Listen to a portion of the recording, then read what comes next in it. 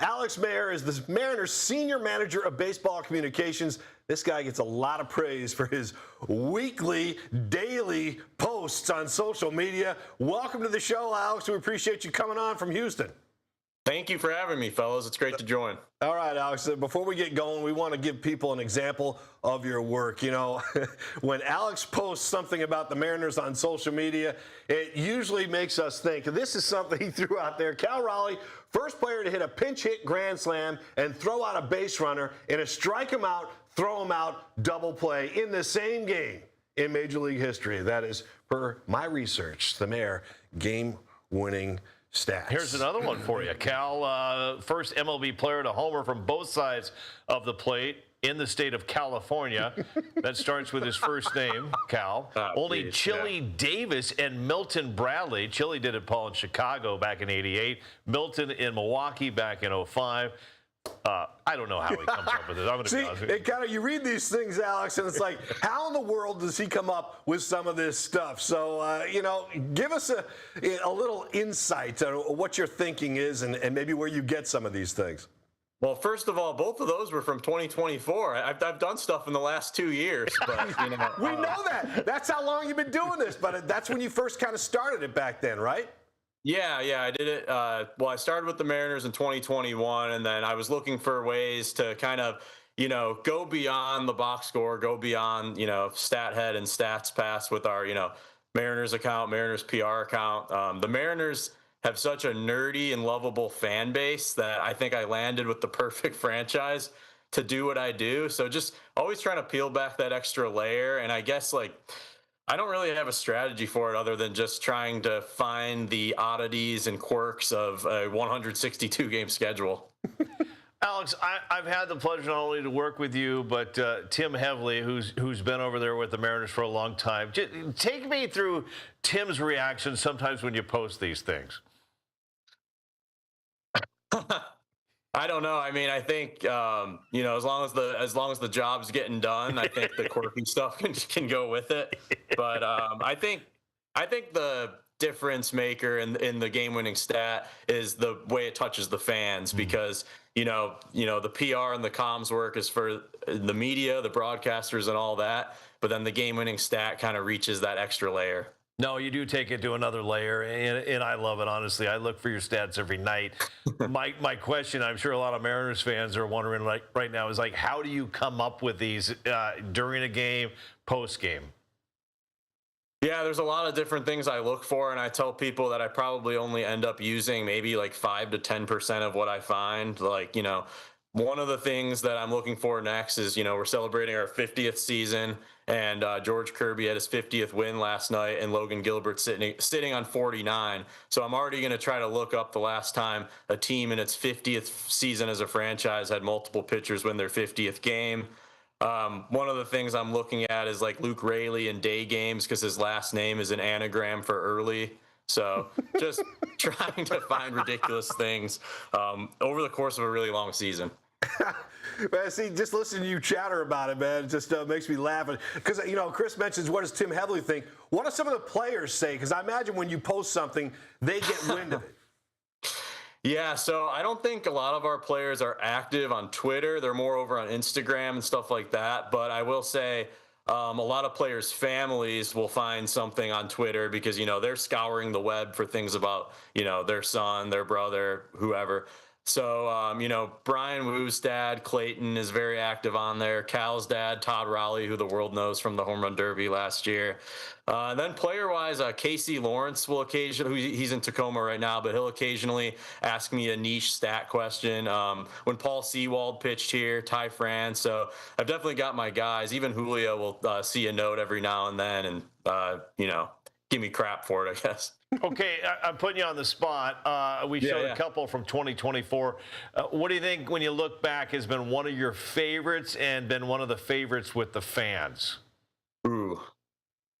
I think my favorite nugget I have ever found was that back in the day, there was a hockey league that rivaled the NHL, the World Hockey Association, WHA. You guys may know it as the league that Wayne Gretzky got his start in. There was a franchise in that league named the San Diego Mariners. No relation to our Mariners that we love, but that San Diego Mariners team folded in 1977, and their final ever regular season game was on April 6, 1977.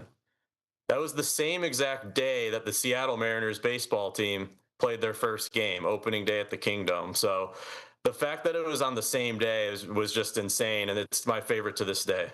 That's a good one, man. That's a good one. Here's another one from Alex. Cole Young is the second player in recorded MLB history with a walk, a hit, and walk-off in his MLB debut. The other, Samad Taylor for the Royals on June 17, 23. Young's teammate and replacement at second base last night for the Tacoma Rainiers was Samad Taylor. So I forgot about that one. That's a fun one. At least you pulled up one from 2025. Yeah, how could you remember all these, Alex? I mean, they are so out there, some of them. It's like, I would imagine it's hard for you to keep track of them. Yeah, and like I said, I think the coolest part for me is, walking the concourse at T-Mobile Park or even near my apartment or whatever, and a fan goes like, "Oh, that was amazing. Like, I love that one," or whatever. So just, one of the cores of our job is to, relate the team to the fan base, right? And that's through you guys with interviews.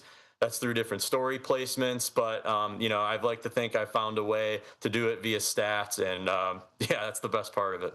Well, you talk right there about, one of the roles of your job is relating to the players, to the fans. Tell us about this team. You mentioned 50 years, you mentioned trying to get 50 wins, Logan Gilbert and Kirby. We may be looking forward to that coming up on X soon. But what are some other storylines out there maybe that fans don't know that could appear, in 2026 with this team? Yeah, obviously this Mariners team coming off the ALCS berth is extremely talented. I like to think it's as talented as any team in the American League. Haven't got off to like the amazing blazing hot start at 20 and 22 going into tonight, but so much talent. I point to Cole Young as kind of one of the emerging stars so far for this team. Second year guy, he's only 22 years old, and he is dazzled at second base, as you guys know and talked about. Julio Rodriguez too. He's been hotter out of the gates than he's been in recent years. I think you guys flashed that graphic. He's toting about a 130 WRC plus, OPS plus, and that's much higher than he usually is through 40 games. So we all know how talented Julio Rodriguez is. He practically stumbled into a 30-30 season last year, not even at his best. So a full season of this stud of a player is really, exciting to see. And then, of course, the pitching. I think, the starting rotation is finally fully healthy with Bryce Miller set to make a season debut tomorrow night in Houston after Brian Wu starts tonight. And some of the relievers, I think you've seen Cooper Criswell really step up. Jose Ferrer, before he landed on the paternity list, has been really nails for us. And then even Munoz with his kind of up and down season so far, I think he's doing a lot of things right. He's throwing 101. I think, the team's about as talented as it gets. I think, Cal will find his stride. Randy Arozarena has been quietly extremely consistent. He's hitting like 285 with a 130 WRC plus. So you could look all around the diamond, even a guy like Josh Naylor, who didn't get off the start he wanted to, but his numbers are right where they should be now. There's just so much talent on this team, and it's just a matter of time before they really hit their stride. All right, Alex, before we get to the break, I want to give fans another taste of your mind. On the night the Mariners retired number 51 for Ichiro Suzuki, Cal Raleigh homered to make it 5-1 on Tampa Bay's 51st pitch. Oh, boy. I also counted approximately 51 seconds between Cal and Julio's home runs landing. So, I don't know. Sometimes I feel like you're just making this stuff up, man. Yeah, Paul, I included the video as part of the post, and I had a stopwatch and everything. I had my girlfriend prop up the phone to show the TV. It's real. I don't even know how you have a girlfriend, because how do you have time to have a girlfriend when you're looking at all this stuff? She's a trooper. She's great. She'll sometimes give me stat ideas too. So, good. That's good. Yeah.